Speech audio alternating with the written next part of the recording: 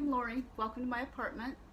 Kind of got my hippie shirt on today. One day I walked into the halfway house that I used to live in, went to visit, and they were making tie-dyed shirts, so I made this one, and it's turned out pretty cool. Kind of wanted different colors, but I liked the way it turned out, and that's kind of the story of I think I want something, and then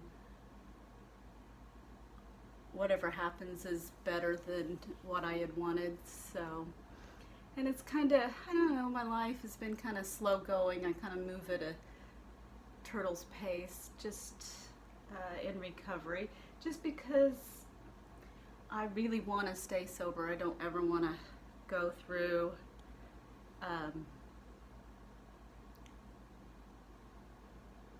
just those thoughts and all the damage you do to every, or I did, to every relationship, and it takes a while to repair those relationships, but it's weird though, like doing all that kind of put me in my purpose. I don't know that I really even used to be grateful for things, like feeling things. I think I've mentioned that before, and I didn't really feel like my life had a purpose.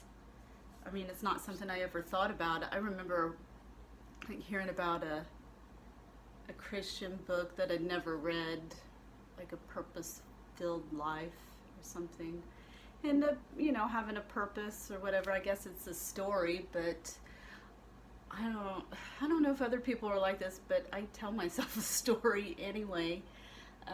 Have a narrator in my head, and it doesn't go anywhere. So, is it a good story or a bad story? It depends on, I guess, my feelings. And if I'm feeling insecure, it's probably a bad story. I'm a victim. Da da da da da. These bad things are happening to me. Why won't people help me? My friends aren't very good. My family sucks. Blah blah blah. I'm poor. Whatever. But if I'm feeling good, you know, hopeful or faithful, then you know I'll feel grateful and I'll feel like I'm blessed. And it's kind of just like, what kind of viewpoint am I looking through?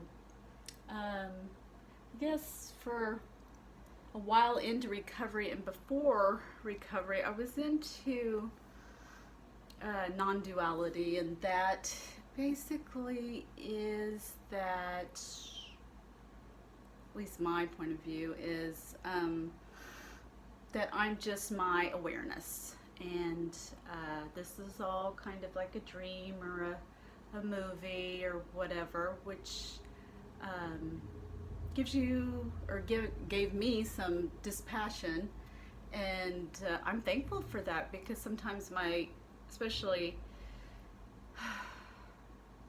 I can be a very emotional person or feel other people's emotions, that kind of thing. It gives me a little bit of distance from that, some clarity. Now, do I know that I'm just awareness? Not all, no. I think I don't know, I identify with different things, and I like to explore different perspectives, but there is a non-duality, or I guess I would say self-inquiry practice that on beliefs, and it's called The Work by Byron Katie, and I feel like I need to do some practice with that, along with writing out some of I guess a grudge list a little bit, just to see, because I'm having some reactions, and so that's old patterning, and to see what my part is in something that's some kind of relationship that's not where I'd like it to be, but maybe it is where it needs to be. To either I'll learn something or learn how to heal relationships. No, I'm not talking romantic relationships, but just I find some people difficult. So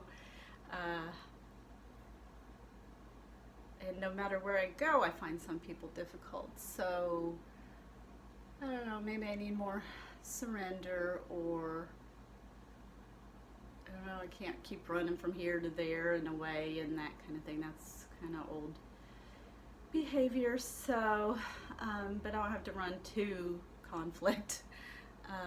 But I don't know, I was kind of gonna just walk away from a friendship that there's, feels like there's war starting in the world, and which I don't agree with, and I wouldn't want. I want peace, but if me and a friend can't get along, then how can I expect two countries to get along? So, doing my best to look at that and try to find some kind of resolution if it's possible, or at least resolution within myself. And I think the work is going to help me, and that's what I plan on doing today, or part of the day anyway, and see what kind of beliefs I have, and yeah. So I don't know, I do a lot of inner work, and I think maybe my life would be easier if I didn't, but that's kind of how I'm oriented. Just kind of very self-reflective, and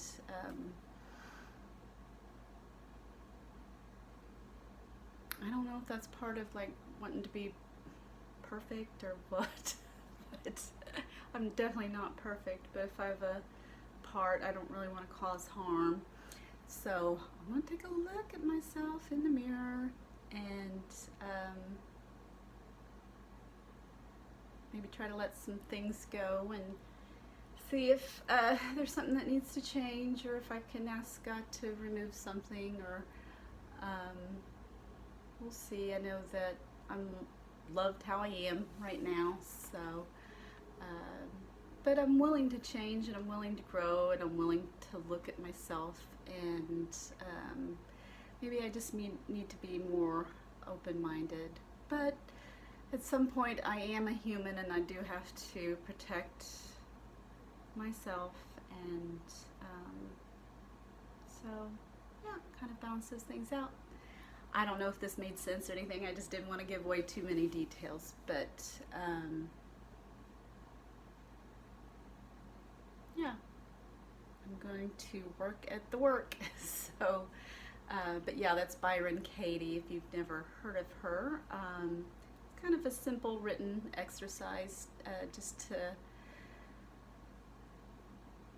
I don't know, change your narrative, and see that, sometimes you're just talking about yourself when you're upset with somebody, and what beliefs do we hold so closely that kind of make us suffer, and who would we be without those beliefs or those thoughts, and finding the freedom in that. So, and I'm all for freedom. Something else I wanted to mention that doesn't make much sense here in this video, but I live in America, and the United States of America, and the 4th of July, or our anniversary, is coming up, and there's something in the poem by Longfellow, The Midnight Ride of Paul Revere, that I feel like is really important and symbolic in so many different ways. And I don't know if anybody else sees that or feels that, but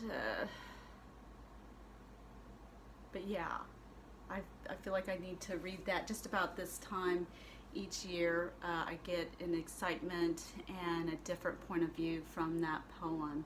So probably going to read that one again today too. So, all right, well, you guys take care. All right, love you guys. Bye.